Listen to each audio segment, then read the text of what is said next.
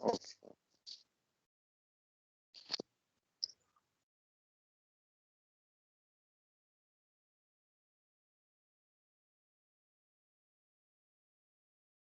Last time हमने numerical शुरू किया था, ठीक है। फर्स्ट न्यूमेरिकल हमने किया था, तो अब सेकंड न्यूमेरिकल करते हैं। तो जितना पहले किया वो आपको याद है वैसे? क्लियर है जितना हमने किया?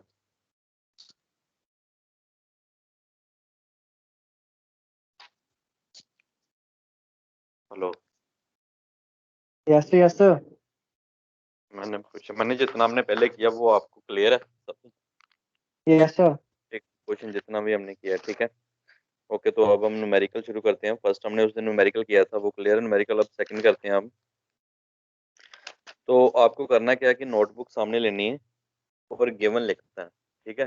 जितना भी गिवन डाटा होगा वो लिखना है।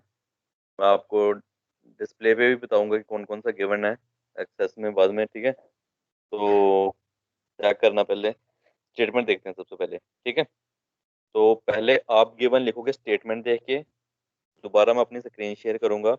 देन जो गिवन डाटा होगा वो कंपेयर करना, क्योंकि आपको ये भी देखना है साथ साथ कि आप प्रेडिक्ट भी तो कर रहे हो कि आपको निकालना आ रहा है या नहीं आ रहा है, ठीक है। तो न्यूमेरिकल में सबसे पहली चीज़ है कि जो आपको गिवन डाटा उसके बारे में पता हो, ठीक है। तो स्टेटमेंट हम करते हैं शुरू। तो जो 16.2 स्टेटमेंट है वो सेकंड पैराग्राफ देखो, क्योंकि फर्स्ट पैराग्राफ एक क्वेश्चन है, ठीक है। सेकंड पैराग्राफ है वो देखो। A Pelton wheel having semi circular bucket, ठीक है। तो उसने एक सेमी सर्कुलर बकेट दे दी। इसके बाद आपको फर्स्ट ऑफ ऑल एक चीज है कि आपको जरूरी नहीं कि जो भी डाटा हो मैथमेटिकली गिवन में हो। हमने पहले भी न्यूमेरिकल किए, मैंने आपको एक चीज बोला कि स्टेटमेंट काफी मैटर करती है। तो इसमें एक स्टेटमेंट दी हुई है कि आपके पास सेमी सर्कुलर है, ठीक है। सेमी सर्कुलर आपके पास बकेट है, ठीक है। एक चीज ये आ गई आपके पास। उसके बाद गिवन में आपको क्या है कि under head of 150 metre, head को रिप्रेजेंट किससे करते हैं हम? कैपिटल एच से, ठीक है। तो वो आपके पास कितना है? 150 मीटर। एंड कंज्यूम 50 लीटर पर सेकेंड ऑफ वाटर। अब आपके पास दो चीजें हैं कि एक तो गिवन डाटा आप ऐसे भी एनालाइज कर सकते हो, अगर कोई स्टेटमेंट नहीं समझ आ रही उसके यूनिट कैसे हैं, क्लियर। और दूसरी चीज होती है कि उसको स्टेटमेंट में वो चीज कन्वे करते हैं। तो उसने बोला है कि एक पेल्टन व्हील है, उसकी शेप बता दी। वो एक 150 मीटर हेड में वो फंक्शन करता है और कितना कंज्यूम करता है? 50 लीटर पर second of water. It means कि जे आपका क्या होगा? डिस्चार्ज होगा। और डिस्चार्ज को हम रिप्रेजेंट करते हैं क्यू के साथ, ठीक है। वो कितना? 50 लीटर पर सेकेंड। तो अगर आपको नहीं भी पता होगा डिस्चार्ज, तो आपको यूनिट पता है कि लीटर पर सेकेंड है, मतलब वो डिस्चार्ज की यूनिट होते हैं, क्योंकि वॉल्यूम पर यूनिट टाइम इसके डेफिनेशन होती है, ठीक है। तो आवाज आ रही है ना सुशील सही से? एक बार क्लियर कर देना। Yes sir. ओके, तो आपको अभी तक तीन चीजें दी फर्स्ट लाइन में। फर्स्ट ऑफ ऑल आपको दिया सेमी सर्कुलर बकेट है। सेकंड आपको दिया उसका हेड एच की वैल्यू वो कितनी है? 150 मीटर। तीसरा आपको दिया क्यू की वैल्यू, वो कितना डिस्चार्ज। उसने डिस्चार्ज वर्ड नहीं लिखा, लेकिन यू हैव टू एनालाइज कि ये डिस्चार्ज है कैसे, उसके यूनिट से कि वो इतना कंज्यूम करता है। तो लीटर पर सेकंड जो भी यूनिट है हम इसको कैलकुलेशन में नहीं लेंगे। आपको मैं एक चीज बता दूं को, लीटर पर सेकंड को कन्वर्ट करना हमें मीटर क्यूब में। तो मैंने आपको पहले प्रूव करके भी एक बार बताया था, ठीक है, लास्ट टाइम, कि लीटर को हम मीटर क्यूब में कन्वर्ट करना हो तो डायरेक्टली 10⁻³ से मल्टीप्लाई करते हैं। क्यों करते हैं? इसका रीजन मैं वैसे आपको ऑलरेडी बता चुका हूँ, लेकिन दोबारा भी अगर अगर नहीं पता तो मैं बता दूंगा अगर आप होगे तो, ठीक है। एक्चुअल में होता क्या है कि एक 10 सेंटीमीटर 10 सेंटीमीटर 10 सेंटीमीटर यानी कि उसकी लेंथ वेथ और हाइट का एक बॉक्स लूँ, उसमें मैं लिक्विड डालूं तो 1 लीटर लिक्विड आता है। तो मैं 1 litre equal to 10⁻³ centimetre cube बोल सकता हूँ, ठीक है। तो मीटर में कन्वर्ट करना होगा तो डिवाइडेड बाय 10⁻6 से डिवाइड करूंगा तो 10⁻³ मीटर क्यूब किसके बराबर होता है? लीटर पे, ठीक है। तो मेन चीज एक याद रखो कि लीटर को मीटर क्यूब में कन्वर्ट करना है, जब भी कैलकुलेशन करनी है तो वो 10⁻³ मल्टीप्लाई होगा, ठीक है। तो वो आपका क्या बन जाएगा? मीटर क्यूब पर सेकंड, ठीक है। तीन चीजें होगी। उसके बाद आगे सेकंड लाइन पढ़ते हैं हम। If 60 centimetre dia wheel. अब उसने डायामीटर ऑफ किसका दिया, व्हील, यानी कि कैपिटल डी की वैल्यू दी है, कितनी दी है, 60 सेंटीमीटर। तो आपको एक चीज पता कि आपका सारे यूनिट आपके मीटर में है, हेड मीटर में है, तो इसको भी 60 सेंटीमीटर को आप किस में कन्वर्ट कर लोगे, मीटर में कन्वर्ट कर लोगे। ठीक है, तो ये आपको क्या दिया है, डायमीटर ऑफ व्हील। क्लियर। उसके बाद दिया है कि व्हील टर्न 600 रेवोल्यूशन पर मिनट, यानी कि एन की वैल्यू दी है, एन कितना, 600 रेवोल्यूशन, आरपीएम। हमेशा जब भी रेवोल्यूशन पर मिनट देता है तो आप इसको कैपिटल एन से रिप्रेजेंट करते हो। कहता make calculation for the power available in the nozzle, clear, and hydraulic efficiency of the wheel. आपको दो चीजें निकालनी है, एक तो आपको क्या निकालनी है, पावर, जिसको आप पी से रिप्रेजेंट करोगे, और दूसरा आपको क्या निकालना है, हाइड्रोलिक एफिशिएंसी। ठीक है, वो किससे रिप्रेजेंट करते हो, नीटा एच के साथ। जी ऑलरेडी आपने ये सारी चीजें प्रूव की हैं पीछे आर्टिकल में। ठीक है, and presume coefficient of velocity के वी इक्वल टू यूनिटी। तो एक टर्म और उसने दे दी, कोफिशिएंट ऑफ वेलोसिटी। अब एक चीज ध्यान में रखना कि एफएम जो हमने लास्ट सेमेस्टर पढ़ा था, वहां पे कोफिशिएंट ऑफ वेलोसिटी को हमने सी वी से रिप्रेजेंट किया था, लेकिन अब हम जो भी हमें स्टेटमेंट दे रहा है वो के वी के साथ दे रहा है। ठीक है, तो कंफ्यूज नहीं होना, क्योंकि एक वर्ड के यू भी मैंने आपको बताया था उस दिन, आपने अगर आर्टिकल याद हो, मैंने एक वर्ड के यू भी रिप्रेजेंट किया था, this is the speed ratio, ये अलग चीज है, और के वी जो कोफिशिएंट ऑफ वेलोसिटी है वो अलग चीज है, क्योंकि कोफिशिएंट ऑफ वेलोसिटी होती है एक्चुअल अपॉन थ्योरेटिकल वेलोसिटी। ठीक है, तो इसका के वी जू से कंपेयर मत करना, क्योंकि ये स्पीड रेशो है, स्पीड किसकी, बकेट की और जेट की, दोनों की रेशो है। ठीक है, तो हमने जो उस दिन न्यूमेरिकल करे थे तो हमें भी थोड़ी सी कंफ्यूजन हुई थी। ठीक है, तो इस चीज को कंफ्यूज नहीं करना, व्हीकल स्पीड रेशियो के यू, और जो अभी आपको इस न्यूमेरिकल में दी है this is coefficient of velocity. तो 1 2 3 4 5 एंड 6 टर्म आपको दी हैं, और 2 टर्म्स आपको कैलकुलेट करनी है। ठीक है, तो आपके सामने ऑब्जेक्ट की आपने लिखा होगा, एक नोटबुक पे नोट किया जो गिवन डाटा, सुशील, सुशील मेरी बात सुनाई दे रही है, Yes, sir. Yes, sir. Okay. तो आपको ये गिवन डाटा सारा मिला, सेमी सर्कुलर बकेट है, हेड उसका कितना है, 150 मीटर गिवन था, डिस्चार्ज कितना है, 50 लीटर पर सेकेंड। लीटर पर सेकंड को आपको कन्वर्ट करना मीटर क्यूब में, मैंने ऑलरेडी बोला कि लीटर पर सेकंड को आप कैलकुलेशन में लोगे, यूनिट एक ही होने चाहिए, ऊपर मीटर है तो नीचे भी क्यू भी मीटर बनाएंगे। ठीक है, टी आपको डायमीटर ऑफ बकेट दिया था, अगर जेट का देता तो स्मॉल डी लेते, लेकिन उसने बकेट का दिया, तो इस मीन्स कि मैं क्या लूंगा, सॉरी बकेट का नहीं, व्हील का दिया उसने, तो मैं क्या लूंगा, कैपिटल डी लूंगा, अगर जेट का देता तो स्मॉल डी लेते। तो एन आरपीएम कितने दिए हैं, 600 आरपीएम, केवी की वैल्यू यूनिटी दी है, यूनिटी का मतलब क्या है, 1। तो आपको सबसे पहले पावर निकालनी है, ठीक है, और एक हाइड्रोलिक एफिशिएंसी निकालनी है। क्लियर, इसके अलावा कोई और चीज आपको गिवन में नहीं थी। ठीक है, तो सबसे पहले जी आपने नोट कर लिया सुशील, अपनी नोटबुक पे नोट कर लो ये सारी चीजें। Yes, sir. ठीक है, ये आपको 6 टर्म्स आपको गिवन है, और इसके एक्सेप्ट में आपको पावर एंड हाइड्रोलिक एफिशिएंसी निकालनी है। ठीक है, ओके, तो Yes, sir. फर्स्ट ऑफ, ठीक है, ओके, तो पहले हम हाइड्रोलिक एफिशिएंसी को भूल जाते हैं, हमारे दिमाग में एक कंसेप्ट है कि हमें पावर निकालनी है। ठीक है, अब वापस आते हैं हम कि हमने कहीं पे पावर निकाली थी। ओके, अगर हम ओवरऑल एफिशिएंसी का फॉर्मूला देखें, मैंने आपको बताया भी था उस दिन कि P upon W Q H, यही था, हमने इस वाले न्यूमेरिकल में भी यूज किया ऊपर, और ओवरऑल एफिशिएंसी होती है P upon W Q H. अब आपको क्वेश्चन ये है कि, क्योंकि जब आपके पास पावर निकालने के लिए बोलता ना, तो पहला फार्मूला आपके दिमाग में आता overall efficiency equal to P upon W Q H. लेकिन क्वेश्चन ये आता है कि आपके पास ओवरऑल एफिशिएंसी भी नहीं है और पी की वैल्यू भी नहीं है। ठीक है, वो पावर हमें निकालने के लिए बोला है। अब स्टेटमेंट को ध्यान से पढ़ते हैं।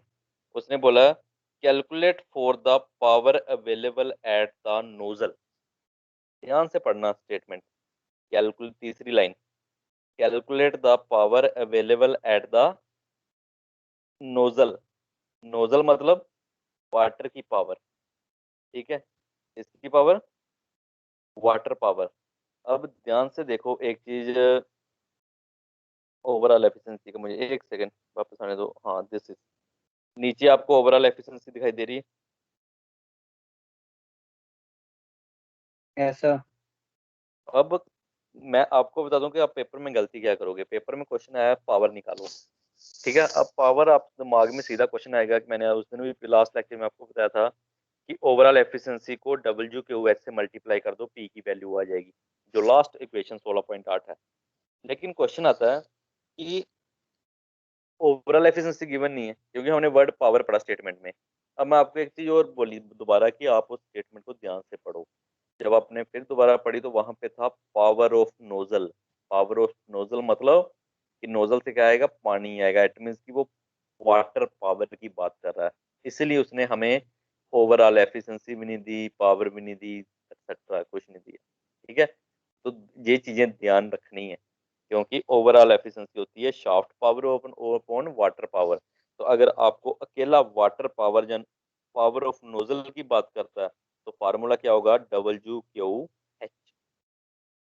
ठीक है, तो हम करते हैं। ठीक है, दिस इज पावर और this is not shaft power. उसने बोला कि पावर किसकी, नोजल की।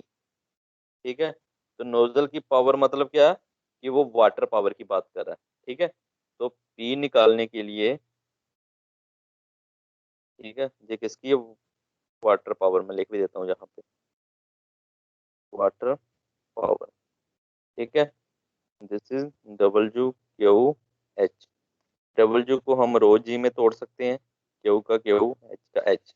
ठीक है, तो जहाँ पे वाटर की बात हो रही है तो डेंसिटी फॉर वाटर 1000, जी की वैल्यू 9.81 कॉन्स्टेंट होती है। क्यू की वैल्यू आपको 50 इंटू 10 -3 गिवन है। हेड की वैल्यू आपको 150 गिवन है। कैलकुलेट करोगे, this is your final power. कौन सी, वाटर पावर। क्लियर, सिंपल, एक जस्ट छोटा सा फॉर्मूला लगा कि डब्ल्यू क्यू एच। ठीक है, और डब्ल्यू को हम रो जी में तोड़ सकते हैं। ठीक है, तो बुक में डेक 9810 लिखा तो वही बनता है, 1000 इंटू 9.81 करोगे तो 9810 बनता है। ठीक है, तो आपका आंसर आ गया 73576 वाट। और इसको किलो वाट में करोगे तो 73.57 किलो वाट आपका फर्स्ट आंसर। ठीक है, तो जस्ट आपको जो जो आपने अभी न्यूमेरिकल किया उसमें एक चीज आपको क्लियर होनी चाहिए कि वाटर पावर, ठीक है, नोजल की पावर भी क्या होगी, वाटर पावर होगी।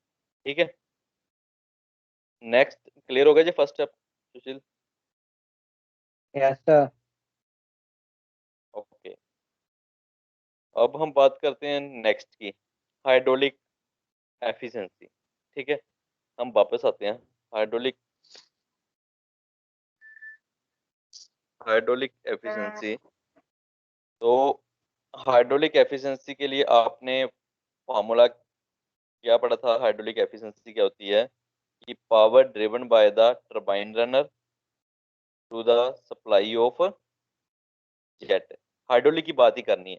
ठीक है, कि आपने पानी की कौन सी सप्लाई दी जेट में और कितनी आगे टरबाइन रनर को मिली। ठीक है, तो ये आपका क्या बनेगा, हाइड्रोलिक एफिशिएंसी। ठीक है, ओके। अब आपको एक इक्वेशन याद रखनी है छोटी सी। ठीक है, मैं बताता हूँ कहाँ पे इक्वेशन वो।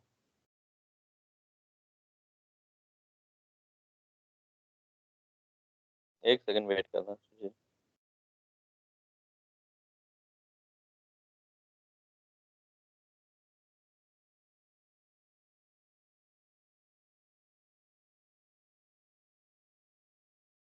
ओके, आपको सामने एक टर्म दिखाई दे रही है,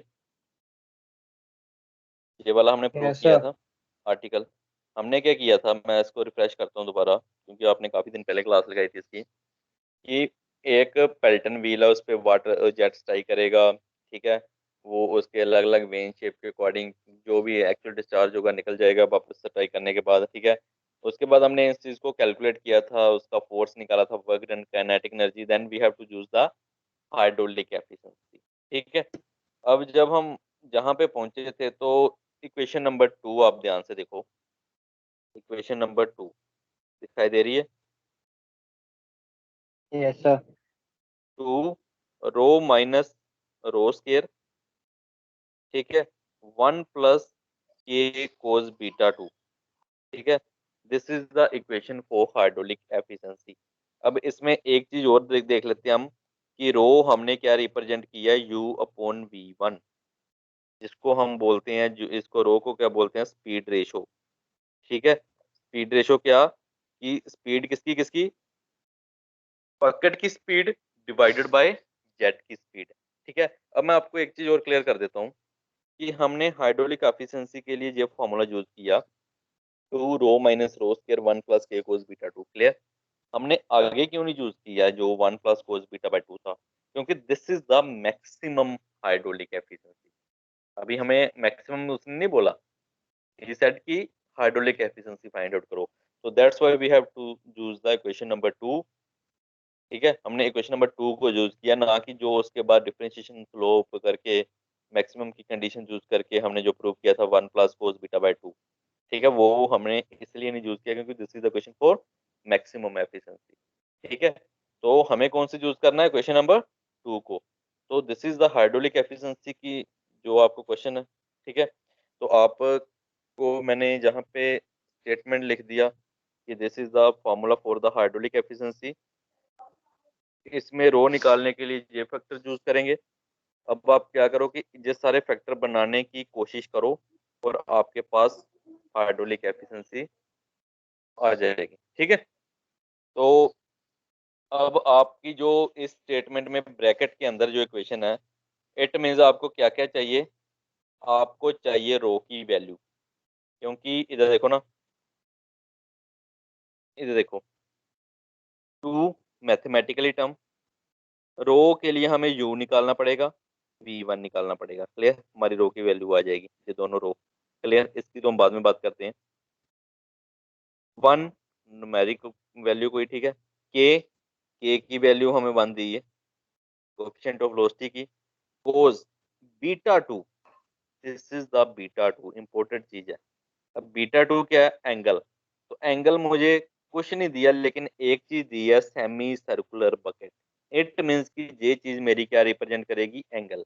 तो इसकी तो बात हम कर ही लेंगे एंगल की, इसके अलावा मुझे सिर्फ क्या निकालना है, स्पीड रेशो, यानी कि जो किसके बराबर है, u अपॉन वी वन।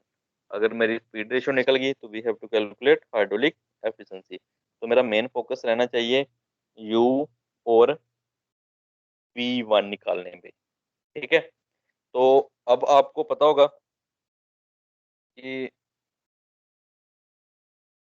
इधर देखो, u और v, u निकालने का फॉर्मूला मैंने आपको बताया था, पाई डी एन अपॉन 60,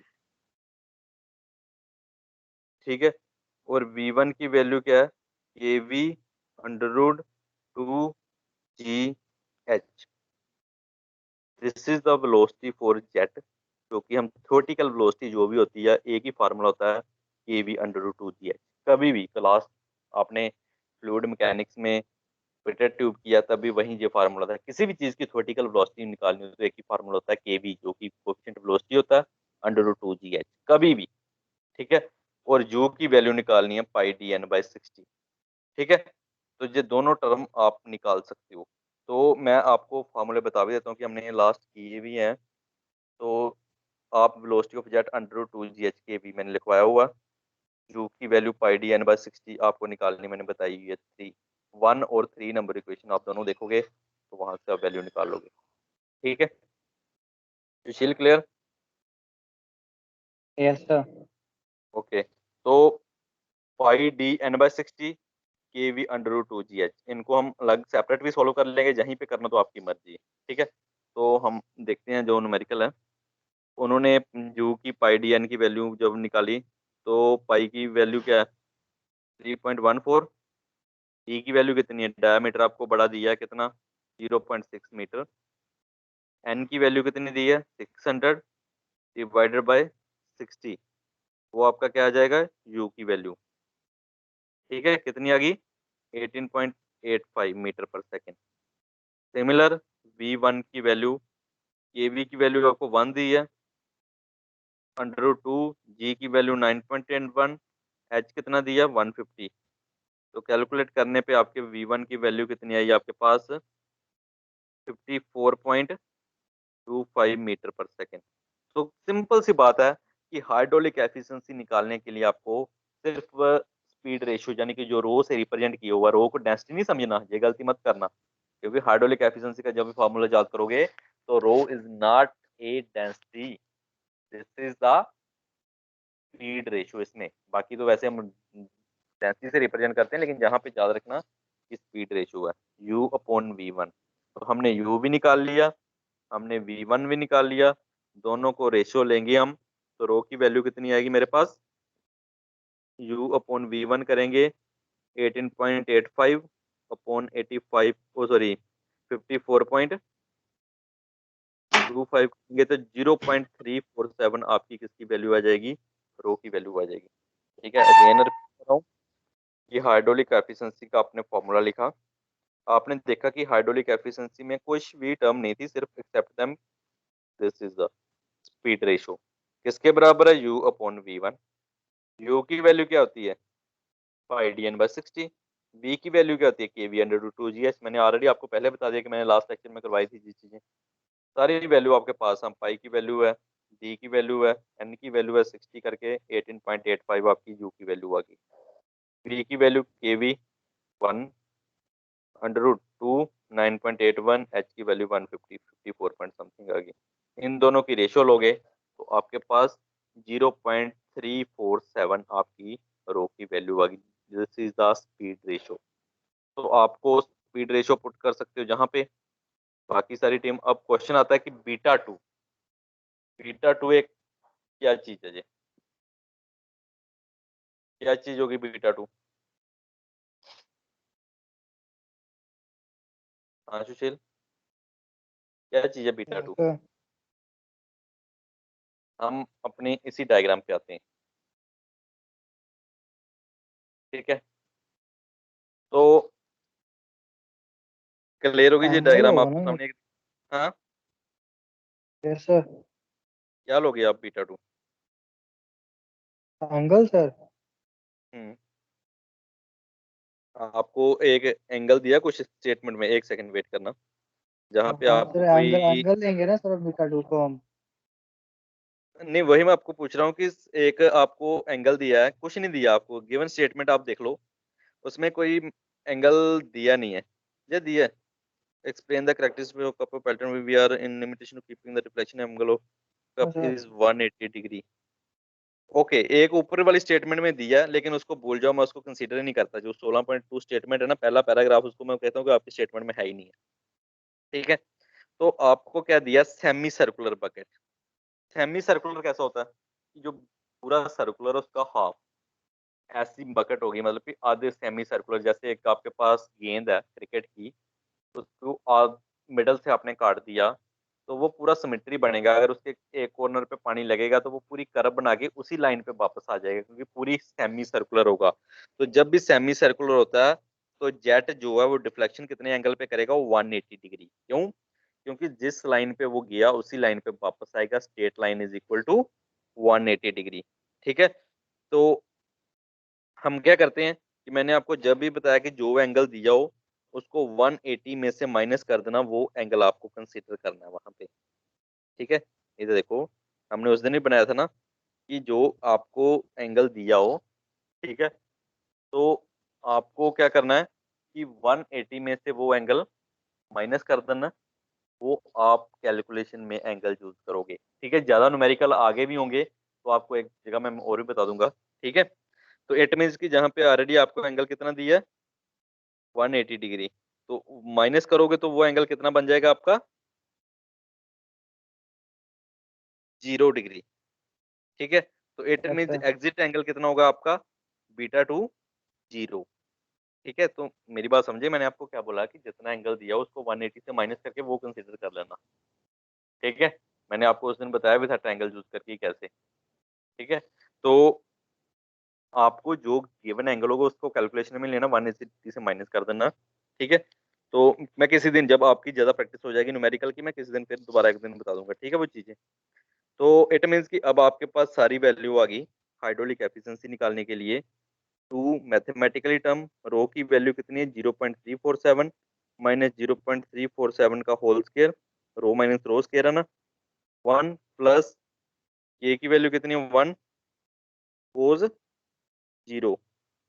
ठीक है, तो कोज 0, तो इट मीन्स कि आपकी कैलकुलेशन करने पे जो value I 0.906, you can say that 19.6%। ठीक है, तो आपका न्यूमेरिकल कंप्लीट हो गया। तो जस्ट बिल्कुल इजी न्यूमेरिकल था, कोई मुश्किल नहीं था है 2 मिनट का था, लेकिन मैंने थोड़ा सा टाइम इसलिए लिया क्योंकि आपको पुराना रिफ्रेश करवाना जरूरी था। ठीक है, तो आपको बेसिक चीजें पता होनी चाहिए क्योंकि इसमें हम गलती कर सकते हैं छोटी छोटी चीजों की। तो बाद में हमने सारी वैल्यू हाइड्रोलिक एफिशिएंसी में पुट की, वो आपके पास वैल्यू आ गई 19.6। ठीक है, तो क्लियर हो गया जो न्यूमेरिकल आपको। सिर्फ 2 फॉर्मूले लगे। पावर, ध्यान क्या रखना आपको कि पावर जेट की बोला, जेट की मतलब वाटर पावर की बात कर। सेकंड, कि जो आपको सॉरी हाइड्रोलिक एफिशिएंसी निकालनी है उसका फार्मूला आपने मैक्सिमम का क्यों नहीं यूज किया, 1 प्लस कोस β/2/2 ऐसा, क्योंकि उसने मैक्सिमम नहीं बोला था। ठीक है, तो ये चीजें क्लियर होगी आपको सामने न्यूमेरिकल करना है कैसे। Yes sir. ओके, अब न्यूमेरिकल करते हैं एक और। एक सेकंड में सेकंड दो, कौन सा करना है अभी। ओके, तो इस न्यूमेरिकल को प्रेडिक्ट करो, दिस वन। दिखाई दे रहा है आपको न्यूमेरिकल। Yes sir. मैं पता क्या करूंगा, जब आपको व्हाट्सएप पे ग्रुप पे सेंड करता हूँ ना ये मैं, तो मैं ये ऐसा स्टेटमेंट कर दूंगा 16.2 वाला न्यूमेरिकल भी, और 16.7 वाला भी, और जो मैं अपने हाथ से एक्सप्लेनेशन किया वो भी साथ में डाल दूंगा। ठीक है, वो भी देख लेना आगे। क्लियर। यस तो सर। ये नंबर सोलह ओके सर। पॉइंट दो का है, ठीक है, जो पहले हमने किया। अब ये न्यूमेरिकल 16.7 का प्रैक्टिस आप बीच वाले सभी करते रहना, मैं सिर्फ अलग अलग करवाऊंगा। ठीक है, आप जितने भी है बीच में, ऐसा नहीं कि मैंने 2 के बाद 7 करवा दिया बीच वाले छोड़ दिए, तो वो ऑलरेडी पावर आपके रेलिवेंट ही होंगे जो आपने किया होगा। ठीक है, यस सर। अगर कोई नई चीज मिलती है किसी न्यूमेरिकल में, कोई एक्सेस नहीं समझ आता, तो जब मर्जी आप पूछ सकते हो। ओके, तो नेक्स्ट न्यूमेरिकल देखो। तो गिवन साथ साथ जरूर लिखना है, ठीक है, बस मेन चीज ये है। तो थोड़ा सा फास्ट करते हैं अभी इसमें। ठीक है, तो यस क्योंकि सर। आपको थोड़ा सा रेलिवेंट हो गया ना कि चीजों से क्या चीजें ज्यादा आगे रिफ्रेश होगी। तो Pelton wheel require to develop 6 megawatt power, तो सबसे पहले आपको क्या दिया है कि एक पावर दे दी कितनी 6 मेगावाट।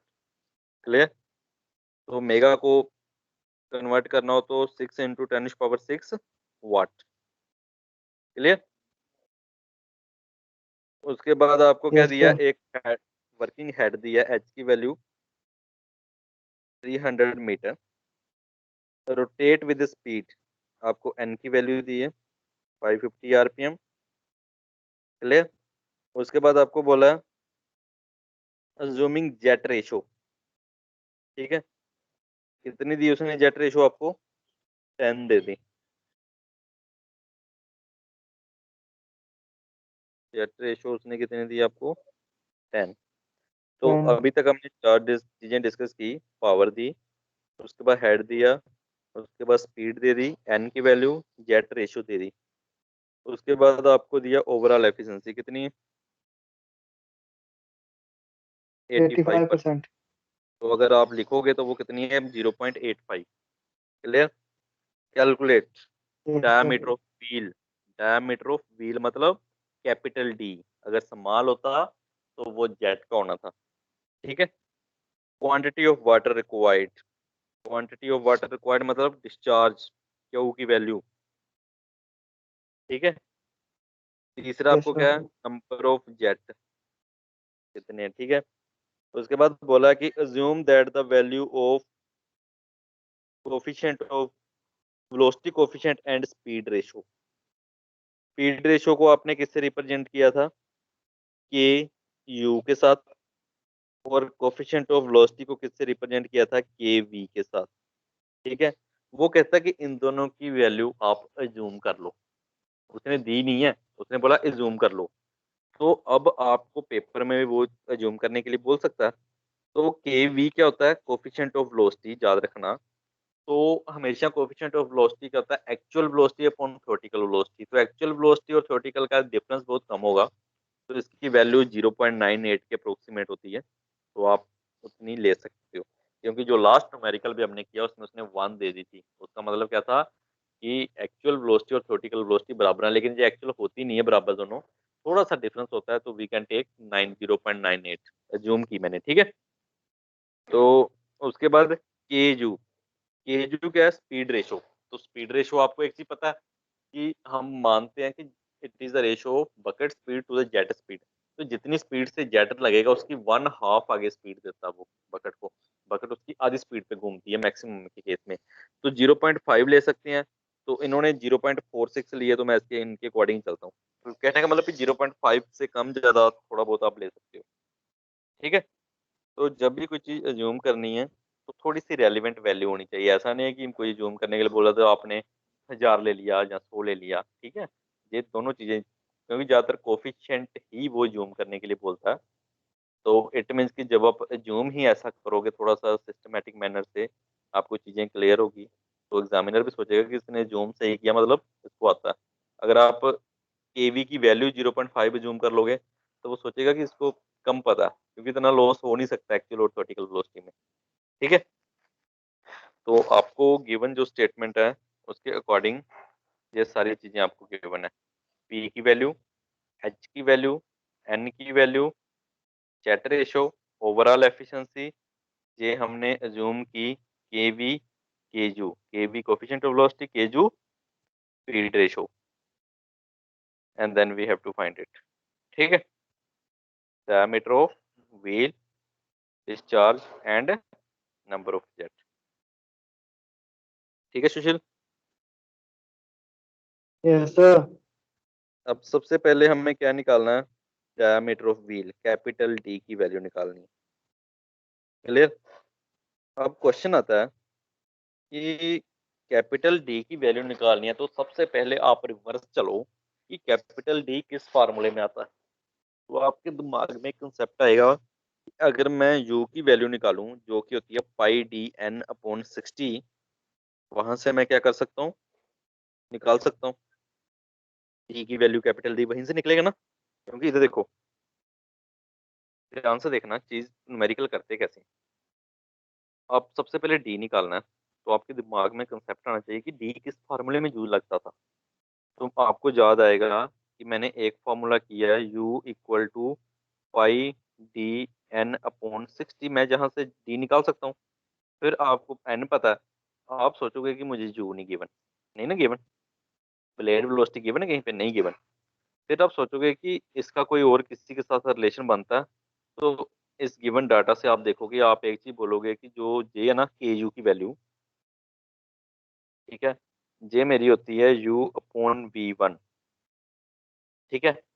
तो अगर मैं के यू अज्यूम करने के लिए, उसने बोल दिया एग्जामिनर ने, मैंने कर भी लिया अज्यूम। अगर मैं वी वन निकाल लूँ तो इसको के यू से मल्टीप्लाई करूँ तो यू आ जाएगा मेरा। यू आ गया, एन मुझे पता, मैं डी निकाल लूंगा। दिमाग देखा ना कैसे चला कोरिलेशन के साथ। ठीक है।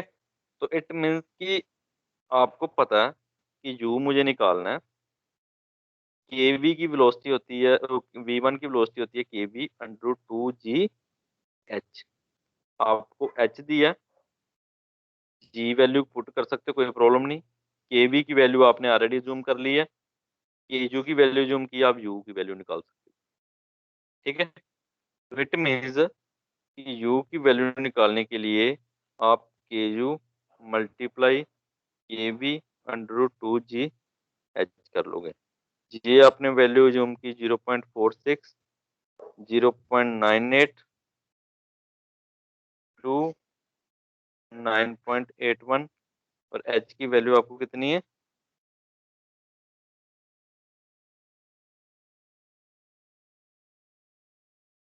ठीक है, सुशील आवाज आ रही है? Yes sir. ओके, तो यानी कि u की वैल्यू आपकी निकल के आ जाएगी, एक सेकंड में देख लो कितनी वैल्यू है उसकी। u की वैल्यू 35.29, 35.29 मीटर पर सेकंड। ठीक है, अगेन रिपीट करता हूं मैं कि आपको क्या निकालना था, डी की वैल्यू। आपके दिमाग में कंसेप्ट आया कि डी का फॉर्मूला किस में होता है, ब्लेड वेलोसिटी में। अब क्वेश्चन आता है कि मुझे जू की वैल्यू ब्लेड वेलोसिटी गिवन नहीं है, मैं डी निकाल कैसे पाऊंगा? फिर आपको कोई और रिलेशन देखना पड़ेगा, आपको लगेगा कि इस गिवन डाटा को आपको देखना है। हाँ जी, क्यू जू ऐसी टर्म है जिसमें यू वर्ड आता है और वी वन आता है। वी वन हम निकाल लेंगे ऐसे, जू मुझे निकालना है, ये जू मुझे ऑलरेडी गिवन है, तो जू की वैल्यू मैंने निकाल ली 30.5.29। इस जू को मैं अगर जहाँ पे पुट करता हूँ, पाई की वैल्यू मेरे पास है, डी की वैल्यू मुझे निकालनी है, एन मेरे पास है।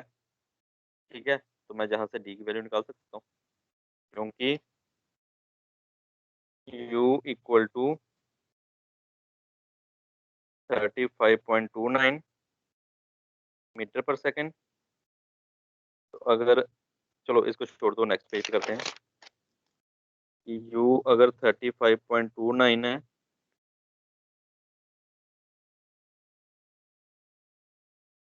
ठीक है, तो पाई की वैल्यू 3.14, डी मुझे निकालना है, एन की वैल्यू कितनी की दी है मुझे, 550। ठीक करेंगे तो जहाँ से मेरी डी की वैल्यू आ जाएगी, कितनी आती है कैलकुलेट करने पे, डी की वैल्यू मेरे पास आ गई आपकी 1.225, 1.225 मीटर आपका आंसर हो गया पहला। बाकी सारी चीजें भूल जाओ, just you have to focus on wheel tyre, capital D. ठीक है, तो अगेन रिपीट करता हूँ कि सिर्फ दिमाग में ऐसा नहीं कि हर बार कोई एक स्ट्रेटेजिकली कि हमें ऐसे स्टेप फॉलो करने हैं। ठीक है, वो डिपेंड करता है कि हमें निकालना क्या और गिवन क्या। ये चीजें आपको थोड़ी सी करनी पड़ेगी, ये तभी आएंगी जब आप इनकी थोड़ी सी प्रैक्टिस करोगे। सारे फॉर्मूले आपके टिप्स से होंगे, आपको पता होगा कि ये चीजें क्या रिप्रेजेंट करती हैं। ठीक है, गिवन डाटा आपके लिए इंपॉर्टेंट है।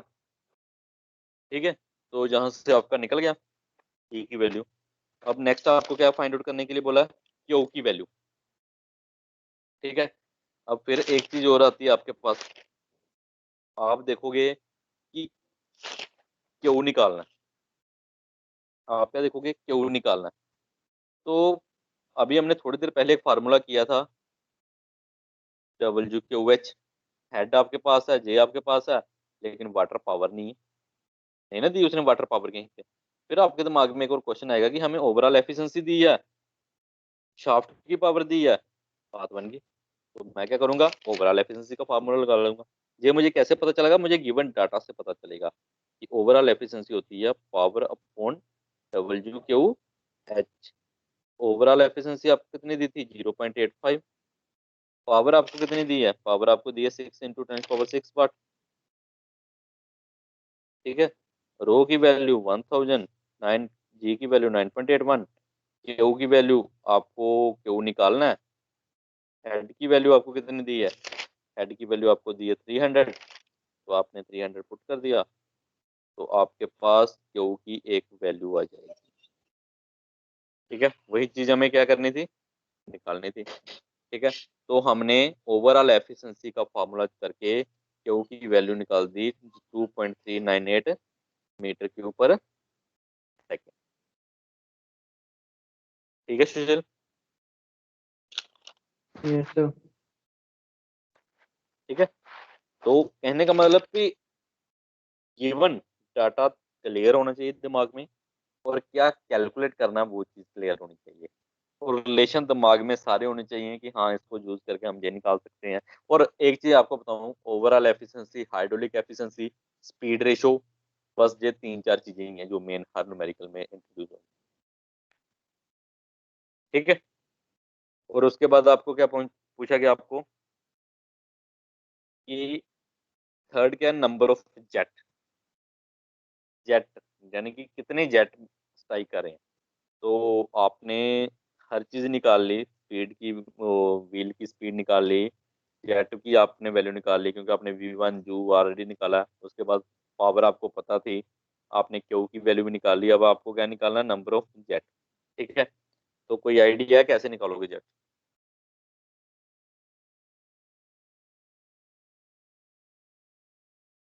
हाँ सुशील, कोई आइडिया है कैसे निकालोगे?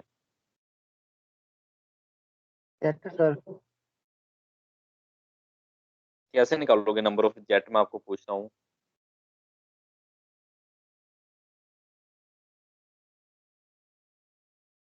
इधर देखो, मैं आपको एक चीज कहता हूँ, मेरी बात ध्यान से सुनना।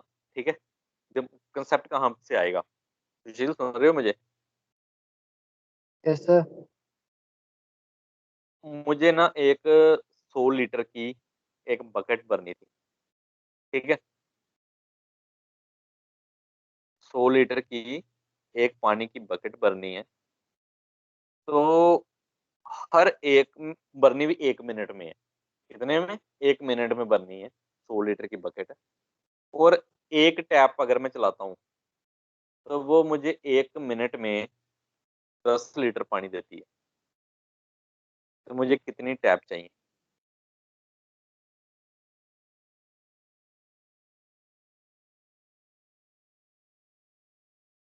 हाँ सुशील।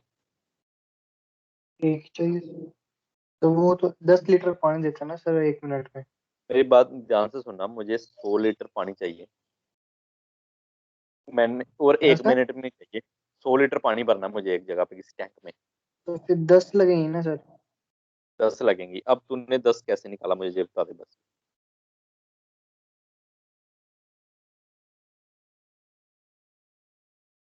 तो उन बकेट हाँ, में ऐड करके सर, जेट को ऐड करके सर। आपने देखा कि 100 पूरी क्वांटिटी थी, डिवाइडेड बाय आपने क्या कर दिया, एक की कर दी, तो आपको नंबर ऑफ बकेट की आ गई। ये किया ना आपने? Yes sir. ठीक है। वही कंसेप्ट हमें यस सर। यहाँ यहाँ पे यूज करना है। ठीक है। तो अब ध्यान से देखना कि जो मेरा टोटल डिस्चार्ज है वो तो मैंने निकाल लिया, कितना पानी कलेक्ट हुआ निकाल लिया वो। अब वो पानी कैसे आएगा, जहाँ तो एरिया होगा जिसका, एरिया ऑफ जेट, कितना जेट पानी दे रहा है और कितनी वेलोसिटी के साथ दे रहा है, तभी मुझे डिस्चार्ज मिलेगा, क्योंकि डिस्चार्ज होता है एरिया इंटू वेलोसिटी। अब एरिया ऑफ जेट क्या होगा, π/4 d²। और वेलोसिटी हमारी क्या होगी, जो हमारी थ्योरेटिकल वेलोसिटी होती है जिसको हम लिखते हैं √2gh। ठीक है, जहाँ पे CB भी। ठीक है। अब क्वेश्चन आता है कि ये पानी का जो जेट आ रहा है, वेलोसिटी आ रही है, ये पूरा डिस्चार्ज दे रही है, लेकिन साथ में एक फैक्टर और मल्टीप्लाई होगा, नंबर ऑफ जेट। अगर मैं दोनों को इक्वल करता हूँ, इक्विलिब्रियम कंडीशन लेता हूँ कि ये जेट पानी इतना दे चाहिए, एरिया और वेलोसिटी मुझे जो दे रहे हैं पानी, जितना एरिया का जेट है, कम डाया ज़्यादा डाया, कितनी वेलोसिटी के साथ आ रहा है, वो फास्ट भी देखना ना। तो वो कितने नंबर ऑफ जेट चाहिए कि ये क्यू अपॉन हम ये करें तो मेरे नंबर ऑफ जेट मिल जाए। ठीक है। तो यहाँ पे we have to use N.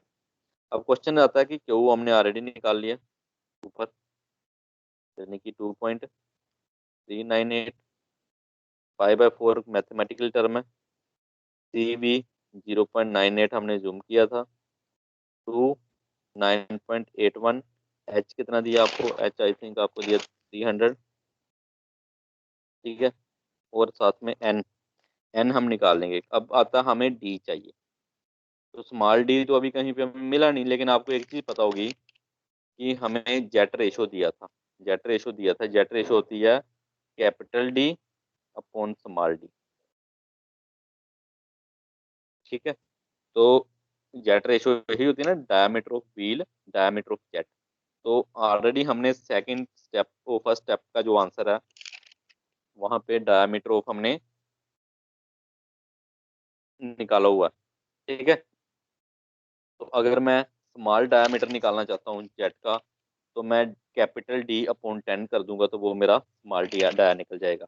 ठीक है। तो मैं जहाँ पे लिख देता हूँ कि D upon D equal to 10। ठीक है। तो डी की वैल्यू दी है 1.225, डी 10। तो यानी कि अगर मैं डी की वैल्यू अगेन निकालता हूँ, तो वो मेरी किसके बराबर होगी, 0.12 के। ठीक है। तो इस वैल्यू को मैं 0.12 पुट करता हूँ और इसका केयर करता हूँ, तो सारी टर्म मेरे पास है। We have to calculate number of jet. ठीक है। तो ये कंसेप्ट आपको देखना है कि नंबर ऑफ जेट कैसे निकालने हैं। डिस्चार्ज को इक्विलिब्रियम लेना है किसके, कि कितना जेट पानी दे रहा है, उसका डाया कितना, कितनी वेलोसिटी से दे रहा है। मान लो कि वो तो एक से सेट ने दिया ना, हमें इतने कितने सेट चाहिए, वो पूरे डिस्चार्ज क्यू के ऊपर वो डिवाइड कर देना। जैसे इस पूरी टर्म को क्यू के ऊपर डिवाइड कर देना, तो आपको नंबर ऑफ जेट मिल जाएगा। ठीक है। तो कैलकुलेट करने पे हमारे पास जो आंसर आएगा, वो नंबर ऑफ जेट आएंगे आपके पास अप्रोक्सीमेट 2.7 वैल्यू आएगी। तो 2.7 आप जेट तो बोलोगे नहीं, तो राउंड ऑफ करके you have to say that it is a 3 jet. Clear. तो यही आपको तीन यस चीजें सर। कैलकुलेट करनी थी। ठीक है। आपको क्या कैलकुलेट करना था, डायमीटर ऑफ व्हील, सेकंड आपको discharge, and then number of jet. ठीक है। क्लियर होगी टर्म। Yes sir. तो इन न्यूमेरिकल्स की प्रैक्टिस करना, बाकी कल भी हम करेंगे आगे। ठीक है। तो फिर नेक्स्ट शुरू करेंगे। ठीक है। Practice okay sir. करना, अगर कोई प्रॉब्लम होती है तो कल डिस्कस करेंगे। ठीक है। फिर रिगार्डिंग कोई प्रॉब्लम आती है। ठीक। Okay sir.